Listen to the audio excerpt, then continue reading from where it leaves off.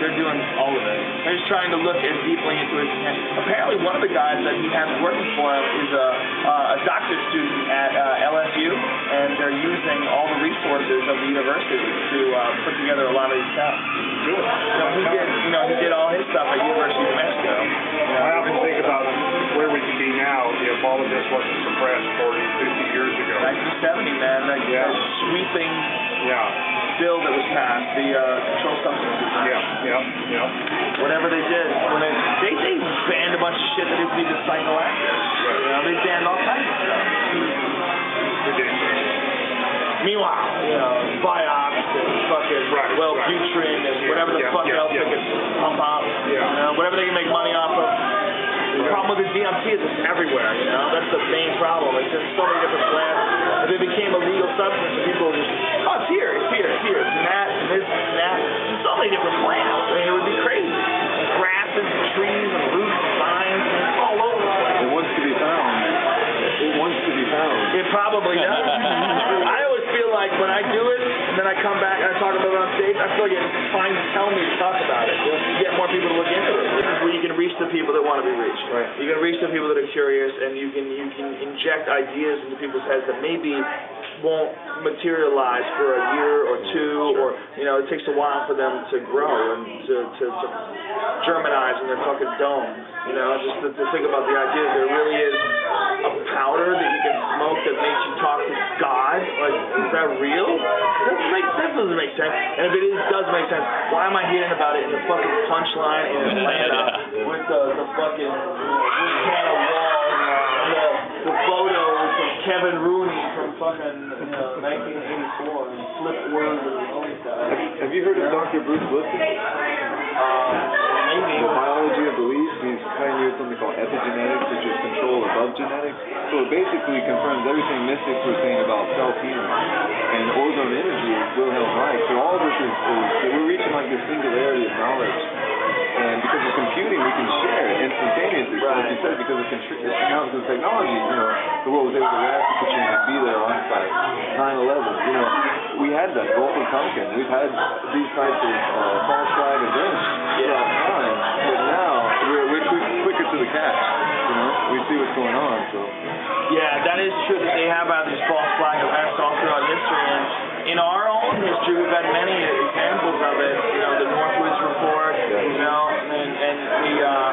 how about what they're trying to do recently? They were trying to they were trying to make some tanker. There was like Dick Cheney's people were trying to figure out some way to get people interested in attacking Iran, and they were going to have fake Iran boats attacking American troops. I mean, they were talking about figuring out a way to do that. It was a real proposal.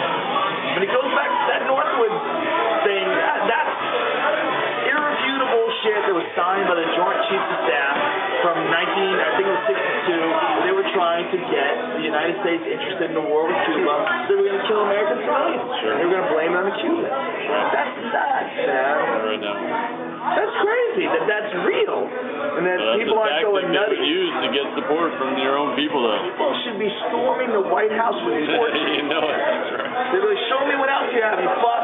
Yeah. It's like everybody, cops, army, everybody should get together and go, wait a minute. The only way this shit will work is if we rise up. We need to fucking all band together and take these motherfuckers down and figure out what it is that they're planning, what they're doing, what they know, what they've done in the past. How much money are you making? Where do our taxes go? It's like, nuts. The whole system is completely ridiculous. Randall, can you tell you had mentioned to me about, was it the 60s when they encircled the Pentagon arm in arm and actually shut down the federal government? Yeah, that was in May of 1971. Yeah, they did that. They encircled the Pentagon with arms locked. I saw it. I was there then. So that was the closest we've come in recent history to doing what you just said. People are comfortable with their lives and they don't want to give up that comfort. They don't want to give up their mortgages. They don't want to go to jail. All I have to do is arrest a few of them. They give up hope. They have families. They have children. They have mortgages. They have lives and careers. They don't want to give it up. They have their lives. They don't want to give it up.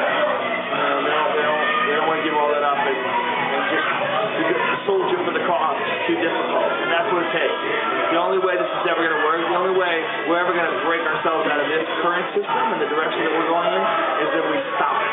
The system has to stop. And it's not going to be stopped because it's just not. There's too many incentives, there's too many people that are profiting, too many people that are enjoying a rich life because of the way the system works. They don't want to throw it into some socialism chaos and have everything restructured completely from the beginning. And then on top of that, to rely on people's goodwill and nature and their ability to work and their work ethic to contribute 100% so that it is an even environment. How the fuck do you redo the world? How do you retrain people that are born and bred on capitalism? How do you free slaves and tell them to go out and get an education? How do you do it? I mean, it's almost impossible. It almost takes a cataclysmic event. It almost takes some sort of a global catastrophe, whether it's a fucking meteor or a giant volcano. It almost takes something like that for us to try one more time. One more time. You know, not from scratch. You're not talking from scratch. You know, you still have the human mind developed as it is in 2008. It's still the 21st century mind and intelligence. It's just without the information that's been accumulated over the past, 10,000 years or whatever the fuck it's been since the last gigantic catastrophe. It's a human brain with just memories and myths and just a flash of the past. And you might pass a few of those stories on, and they might help the new people figure out how to get water out of the dangerous places, or how to fucking kill tigers with spears, or how to fish correctly. But it's gonna take a long motherfucking time before they figure out nuclear energy and the internet. But it's the same people probably.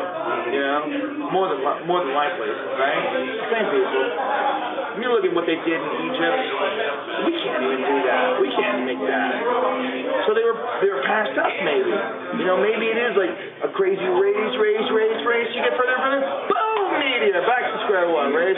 But along the way, we kind of like get to it quicker every time. We get to it quicker, but in a different way.